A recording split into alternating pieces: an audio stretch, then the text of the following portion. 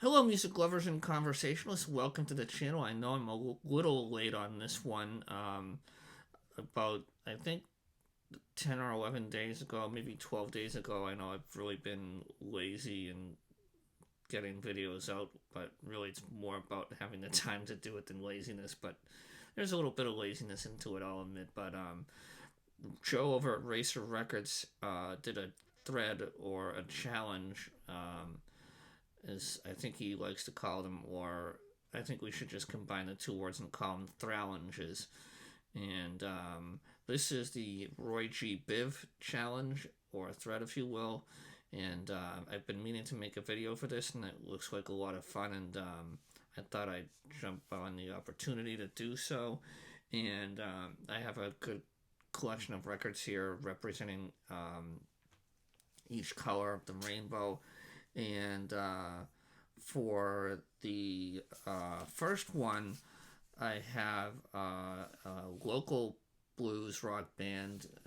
You all know them and love them from many great albums, and this one is, I believe, their third one, and it is Bloodshot from the Jay Giles Band. And this is on a very cool red color album, very deep color red, I think, and it's just a killer album from beginning to end.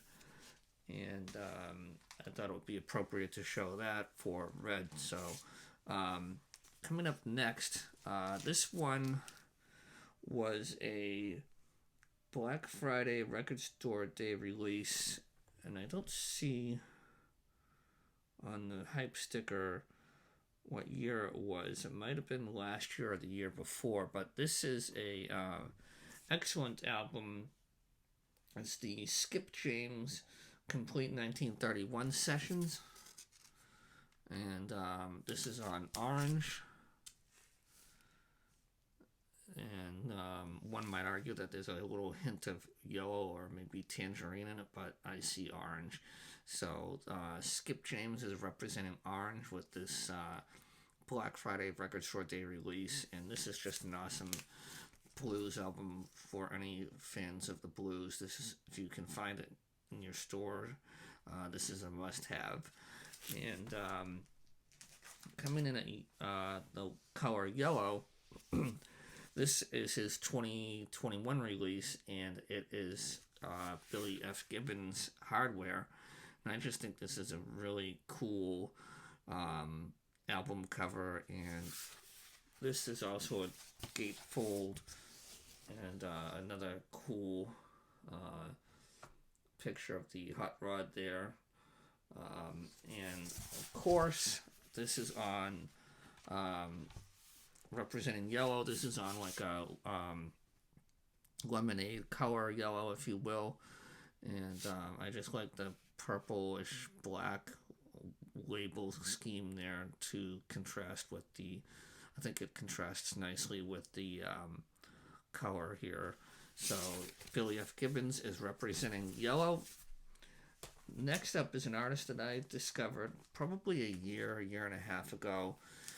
She's part French, part English, and I think this came out in, I can't remember now, but this is an album by Laura Cox, and it is called Head Above Water. She's a hard rocker type musician with a hint of blues in her sound, and just a stellar musician. And this is on a really deep green color, and I just think it's a really cool green. I'm not sure what color green you'd call that, maybe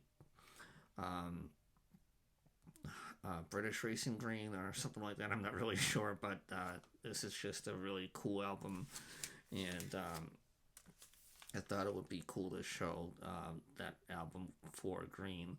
And I don't think I have any others that color green, and it's just such a unique color for an album.